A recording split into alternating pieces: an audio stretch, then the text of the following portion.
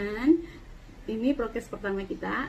Kenapa prokes ini kita buat? Prokes ini itu kalau di sini nggak ini ya. Iya. Apa sih yang bisa dibeliin? dengan lugunya ya, dengan lugunya pertama-tama datang ya. Ya dengan lugunya, terus lo masuk lo ke bandara dan lu cuma diantar sama orang dari agent lo gitu kan. Kita masuk ke bandara dengan bawaan kita yang ya pokoknya oh my god, I cannot explain that situation. Itu story yang betul-betul menyedihkan, tapi ya itu satu pelajaran kali ya. Iya, itu jadi kenangan yang nggak bisa dilupakan. Iya, ya. benar-benar. Itu mungkin gimana ya, itu mungkin pengalaman travel gue pertama yang paling jauh. Biasanya ya kan nggak pernah kemana-mana gitu, sekali keluar tek keluar negeri gitu. Keluar negeri dengan orang yang kultur beda gitu ya, benar, maksudnya kultur beda, budaya beda, tradisi juga beda. Jadi lo tuh benar-benar shock, lo benar-benar shock. Lo tuh pengen ngomong sama orang Singapura tuh lo harus pelan-pelan gitu, harus takutnya lo salah ngomong, apalagi kan mereka bahasa Inggris kan, sedangkan lo nggak tahu gitu. Terus lagi satu, mungkin ya kalau di Indonesia ya nggak semua tren di sini kali ya. Terus alat-alat dapurnya, kayak mesin cucinya, kayak itu gas kompor dia, kitchennya beda kali ya. Beda banget. Pertama kali gue datang itu gue sempat ke agent di sini dulu gue masih ingat agent gue namanya apa ya, gue lupa. Gue masih ingat pimpinan agent itu orang kayaknya Madam Soraya, gue nggak tahu deh, lupa banget. Nah terus gue ditaruh di agent, gue ditunggu buat bos majikan kita jemput kita. Nah di situ tuh gue diem aja, gue sama teman gue 3 orang. Ya, satu namanya kalau nggak salah namanya Sunarti. Hai Sunarti, kalau kamu masih ingat aku. Ya teman pertama kali. Sunarti, pasti banyak itu suka dukanya ya. Ya Sunarti, terus sama siapa lagi ya, Cahyati, namanya Cahyati. Dia itu anak Indramayu, tapi mereka itu ex Arab. Mereka udah punya pengalaman, sedangkan gue tuh belum pernah punya pengalaman di luar negeri gitu. Jadi gue sempet shock gitu, yang nungguin. Terus tiba-tiba teman gue ke bosnya, dan gue kapan ya giliran gue, bos gue kayak gimana ya, aduh gue takut nih nanti, aduh bos gue kayak gimana, mukanya galak nggak gitu kan. Terus selalu apa sih ya, gue mikirnya jadi beban lah. Iya gitu, gue jadi negative thinking gitu.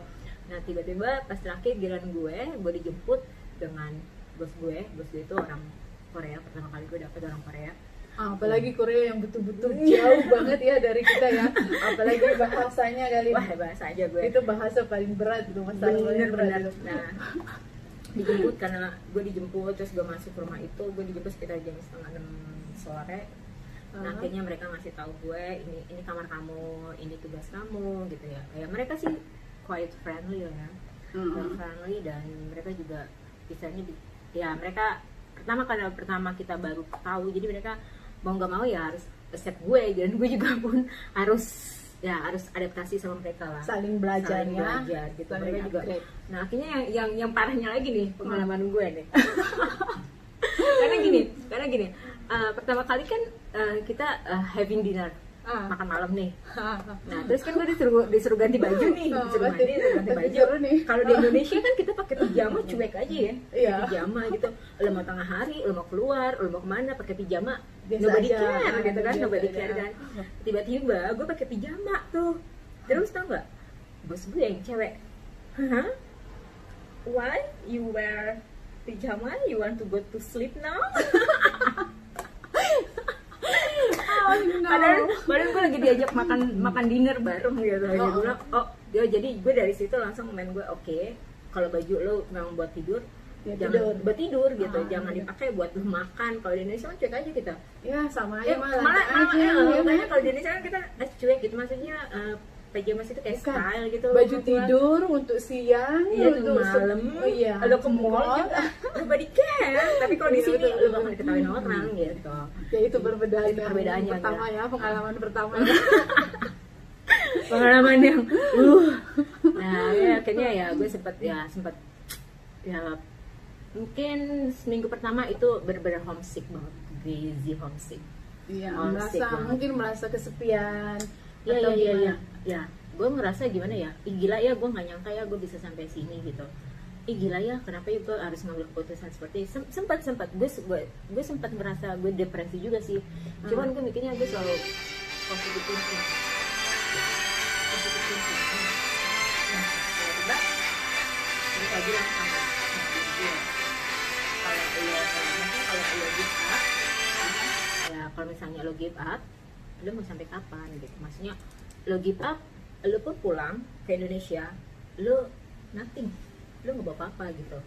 Cuman ya akhirnya gue bilang sama diri gue sendiri, oke, gue tau gue homesick sama anak gue, karena gue punya 3 anak ya, gue punya 3 anak nih, dan mereka saat itu masih itu paling berat itu ya, yang pasti yang pertama itu ninggalin anak berat. Kali ya. Lu kebayang nggak, lu mau makan enak nih, aduh, lu ingat anak lo gitu, lu ingat anak lo gitu, aduh, gue jadi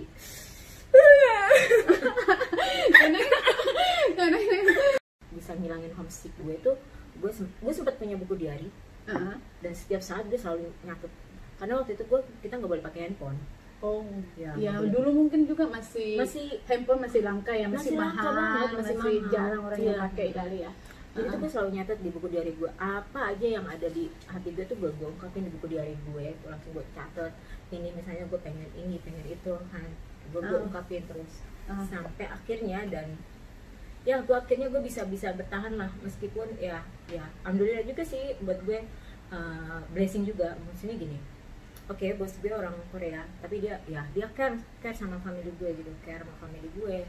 Ya pasti dimanapun kalau kita kerja ya ada enak dan gak enaknya gitu. Cuman iya, betul banget. Tetap positive thinking aja lah gitu. Iya. Oke, next question. Nah, itu sih. Next question. Gue mau ngomongin yang sedih-sedih banget sih. Nggak mau ya? Nggak mau gue nggak mau gitu. Itu ya udah gitu. Aduh. Iya sih, betul bang. Berarti kita kembali ke awal tadi. Berarti kalau mau kerja ke sini persyaratannya nggak rumit ya? Nggak rumit. Sebenarnya persyaratannya cuma satu. Bukan cuma satu mental lo harus kuat. Ya, pertama siapin mental sama bahasa kali ya, bahasa. Setidaknya bahasa Inggris lah. Iya, kalau gitu ya ngerti sedikit gitu. Iya, benar-benar. Cuman tergantung lu sih, lu mau kerjanya kemana gitu. Kalau misalnya lu mau ke Singapura ya lu harus bisa bahasa Inggris gitu. Ya tergantung negaranya ya. Kalau misalnya pengen ke Korea, Jepang ya lu harus training juga gitu. Terus kalau gini nih, banyak orang yang mengetahui nih kan, kalau kerja ke luar negeri itu kita perlu bayar atau potong gaji atau gimana? Oke. Nah, ini yang mungkin nggak semua orang tahu ya. Iya, karena kan kadang-kadang udah sampai di sini mereka nggak dapat gaji sampai segini, nangis. Padahal di Indonesia ini nggak dijelasin nih, lo potong gaji seperti ini, jangan seperti ini, nggak dijelasin. Mungkin dijelasin atau mungkin orangnya nggak ngerti gitu kan. Mungkin sebagian perusahaan mereka udah ngerti nih, nggak usah dijelasin gitu kan. Tahunya tiba-tiba di sini nih bulan pertama, bulan kedua, bulan ketiga nggak dapat gaji, nangis, sedangkan keluarga di kampung kan nggak ngerti keadaan, maksudnya keadaan pekerja di sini gimana tekanannya. Orang kampung taunya lu kerja ke luar negeri dapat gaji besar, banyak duit gitu kan. Tak tahu mereka itu si anak ini nih belum dapat gaji gitu. Kayak gini. Jadi pengalaman gue itu mungkin nggak semua sama kayak gue gitu. Jadi pengalaman itu gue itu terima gaji waktu itu $450. Itu gaji pertama. Gaji pertama bukan per bulannya ya. Emang gaji pertama gue itu dipotong sekitar 440 dan lu cuman bisa terima sekitar $10. Lo bayangin $10. Tapi memang dari Indonesianya dari Indonesia emang udah dikasih tahu. Jadi cuman kita cuma terima $10 dan lu kebayang nggak sih? It's really amazing how you can suffer with that $10. Yes, apalagi kalau umpamanya nih ya. Yes. Dalam kata kutip nih ya. Kita dapat umpamanya bos nih yang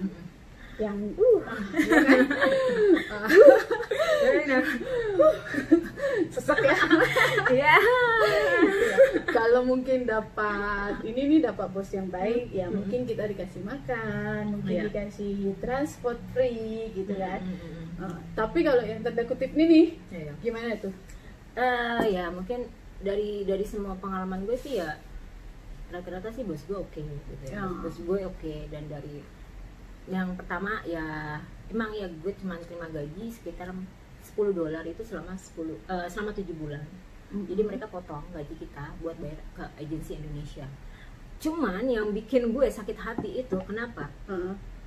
Oke. Kenapa gini?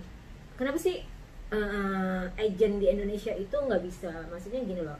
Kadang yang jahat itu bukannya gue ngomong buat negara gue sendiri atau gimana ya. Kadang sebagian ada agent-agent yang nakal gitu. Mereka motong gaji kita tuh gede banget gitu kan. Dulu lu bayang gila, lu dipotong 440 selama 7 bulan dan lu cuma terima $10. $10 itu selama 7 bulan lu. 7 bulan. Iya. Tapi ini oke. Tapi ya jadi potong selama 7 bulan itu. Iya. Lu ada nggak pengeluaran di Indonesia? Maksudnya kita nggak ngirim duit selama 7 bulan. Bukan, maksudnya gini. Kan ada sebagian nih mereka bayar dari Indonesia, udah dibayar dari Indonesia gitu kan. Terus nanti mereka bayar setengah nih di Indonesia, namanya berapa nih. Terus itu ada juga yang free, mulai dari pengurusan paspor, tiket, semua free, semua agent lah, semua perusahaan Indonesia yang bayar, tapi dengan persyaratan potong gaji di sini. Tapi memang dibilang potong gaji full atau setengah. Kita dikasih tahu kalau gue kan kayak paspor, kayak bikin paspor, bikin visa segala macem, terus transport, tiket semuanya itu dari agensi yang di Indonesia kan. Jadi mereka potong itu semua. Dan berarti memang di Indonesia kamunya nggak ngeluarin sepeser pun. Kita nggak ngeluarin sepeser pun. Jadi sekarang juga kayak misalnya kita mau masuk agent gitu, kalau kita mau masuk agent, kita mau kerja luar negeri kan kayak ada sponsor gitu, yang kerjasama sama agent gitu. Jadi gini, kadang gimana ya, misalnya kayak lo nih, lo mau kerja nih, nah gue sponsor lo, otomatis kan lo nanti dari pihak agent ini lo dapet duit pesangon itu ya, duit pesangon buat keluarga lo itu mungkin sekitar, ya nggak tahu lah, mungkin zamannya gue waktu itu sekitar 5 juta itu gede banget gitu. Tahun 2012 itu wah, 5 juta masih gede banget gitu. Mungkin sekarang juga masih gede bagi sebagian orang. Masih gede banget, buat gue gede dia. Ya terus pas udah gitu yang nggak fairnya, kenapa yang nggak fairnya buat gue gini? Kadang juga ada agent atau ada agensi yang nakal, maksudnya mereka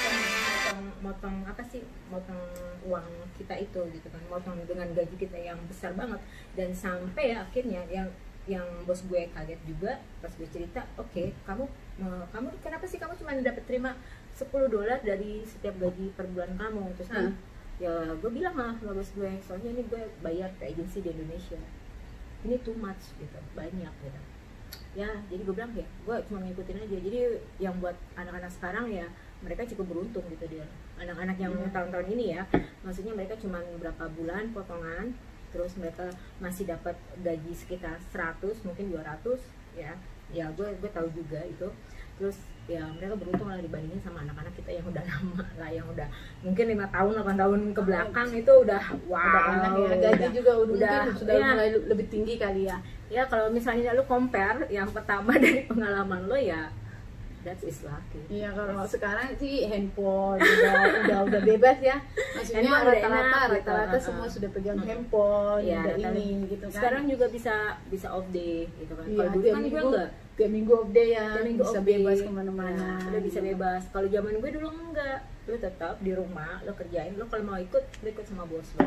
Tapi untungnya gue kalau misalnya kita pergi ke restoran apa kemana, ya gue tetap duduk gitu. Mereka tetap ngasih makan ke gue gitu, yang nggak harus gue nunggu di luar gitu atau gimana ya. Berarti so far lu dapat majikan, maksudnya atau dapat bos, memang semua baik-baik ya. Ya baik, baik. Itu satu pengalaman, cuma pasti pengalaman pertama itu nggak akan pernah terlupakan. Itu pasti itu yang gue ingat, gue cuma makan pizza di depan gue kan kasih meja sama bangku tuh, gue makan pizza dan gue kan sebenarnya gue lapar banget gitu lah, gue pengen ngambil 2 pieces nih ya, 2 slice gitu, gue cuma ngambil 1, terus gue duduk di depan mesin cuci nih, cuman gue mau makan, gue inget anak gue gitu, gue inget anak gue kembali ke anak ya, apalagi anak-anak lu dulu pertama lu tinggalin berapa tahun? Yang paling kecil masih kecil banget itu dia. Yang maksudnya masih butuh kasih sayang orang tua. Ya, makanya dulu kan mereka mungkin nggak ngerti ya, kenapa nih mamahnya ninggalin gitu. Aduh Kalau kembali ke anak, kalau kembali ke anak pasti pasti rasa anak itu itu ya, kayaknya gimana ya? sensitif banget pasti ya. Kalau ngomongin anak itu nggak akan habis deh. Makanya dibilang apa? Cinta ibu itu kepada anak nggak akan pernah putus. Iya benar. Cinta ibu sepanjang jalan, sepanjang umur lagi. Sepanjang umur ya. Aduh udah deh, udah nggak ini. Oke guys, mungkin sampai di sini dulu cerita Ya, kita. Kalau kita akan cerita lagi di lain kesempatan ya, akan lebih seru mungkinnya. Boleh. Dari pengalaman yang udah dia dapat, hasil apa yang sudah dia dapat, kesuksesan apa yang sudah dia dapat. Mungkin kita akan gue belum sukses. Ya setidaknya ada upgrading lah kan, maksudnya ada perubahan dari A ke B ke Z sampailah kepada Lika yang saat ini, ya kan? Gimana bisa tersenyum, bisa maksudnya lapang dada dengan keadaan yang sebelumnya, bisa memaafkan keadaan yang sebelumnya, bisa menerima dengan lapang dada. Itu bukan hal yang gampang tau, itu hal yang susah. Karena kenapa? Di saat orang sukses nih, dulu dia nyakitin aku, itu paling susah untuk memaafkan, ya kan? Oke guys. Kalau kalian ingin lebih lanjut, ingin tahu lebih lanjut lah, maksudnya cerita mengenai saudara kita ini yang dari tidak ada apa-apa, maksudnya yang pengalamannya memang yang dibilang dari ya gitulah. Tetap aja dia jangan ngelihat orang dari casingnya ya, jangan ngelihat gue sini jangan lihat senang dia dulu sekarang gitu, jangan lihat senangnya dia udah senang ya, udah sukses, udah ini jangan. Tapi bagaimana perjalanan dia untuk mencapai kesuksesan itu. Oke guys, untuk mengupas lebih lanjut lagi tentang dia, kalian boleh, kayaknya ini jebakan Batman deh. Dia mau ngajarin gue, kayak jebakan Batman banget. Dia pengen ngorek-ngorek soal gue gitu. Oke guys, yang kalian ingin tahu cerita dia, jangan lupa komen, like, subscribe ya. Kalau yang punya pertanyaan, kalau yang pengen tahu nih lebih lanjut gimana persyaratannya datang ke sini, apa nih suka dukanya, boleh komen di bawah. Nanti kita akan balas satu persatu. Oke guys, bye. Love you. Ciao.